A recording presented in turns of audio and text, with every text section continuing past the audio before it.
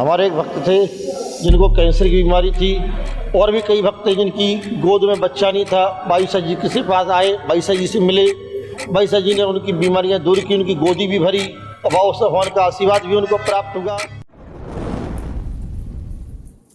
सभी भक्तों को जय श्री बाबा। बाबा भगवान श्री बालाजी के रूप माने जाते हैं। श्री बाबा भगवान को तीनों रूपों में माना जाता है, ब्रह्मा विष्णु महेश। बा से ब्रह्मा, बा से विष्णु, सा से शंकर। श्री बाबा भगवान तीनों रूपों में समाहित है। कहते हैं जिसकी रही भावना जैसी, तिन देखी मूरत तह देसी। जिस भक्त ने जिस रूप में बाबा भगवान को निहारा है, हमारे श्री बाबा भगवान ने उस भक्त को उसी रूप में दर्शन दिए हैं। हमारे बाबा भगवान को किसी ने भगवान श्री रामचंद्र जी के रूप में निहारा है, किसी ने श्री सीता जी के रूप में निहारा है, किसी ने राधा कृष्ण भगवान के रूप में, किसी ने माँ जगदम्बा के रूप में निहारा है। तो कहते हैं जिसने जिस रूप में निहारा है, श्री बाबा भगवान ने उनको उसी रूप में दर्शन प्राप्त किए हैं। श्री बाबा भगवान का जन्म चूरू राजस्थान में हुआ था। श्री बाबा भगवान के पिताजी का नाम था घेवरचंद, इनकी माताजी का नाम था छगनीबाई। माँ छगनीबाई की कोई संतान नहीं थी।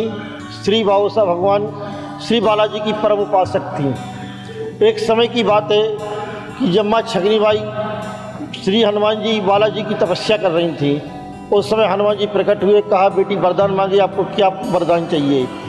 तो माँ छगनीबाई बोली कि प्रभु आप ही कृपा से हमारे घर में अन्न धन यश वैभव सब कुछ है, लेकिन इसको चलाने वाला कोई बारिश नहीं है, हमें बारिश चाहिए।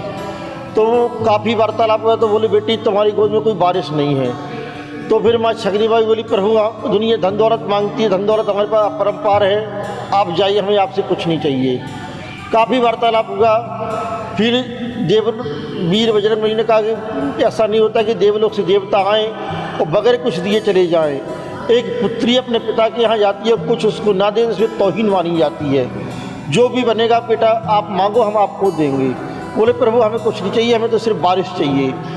काफ़ी वार्तालाप होने के बाद जब प्रभु देवलोक गए, बजरंगबली देवलोक से आए, तो जाकर उन्होंने तत्काल तथास्तु ठीक है आपको वरदान होगा, लेकिन पुत्र की प्राप्ति होगी, लेकिन वो अल्पायु होगा। तो माँ छगनीबाई बोली कि प्रभु अल्पायु हो कैसा भी हो, जन्म मरण का चक्कर तो संसार में चलता रहता है, कोई 10 दिन पहले कोई 10 दिन बाद जाएगा, तो संसार का नियम है, जो आएगा वो जाएगा। संसार में कोई अमर होकर नहीं आया है। आज रावण भी था जिसको अमृत का प्रदान हुआ था, वो भी गया। इसमें संसार में जो आया है वो जाएगा, संसार में कोई नहीं रहा है। इसलिए उन्होंने कहा कि ठीक है आपको संतान होगी।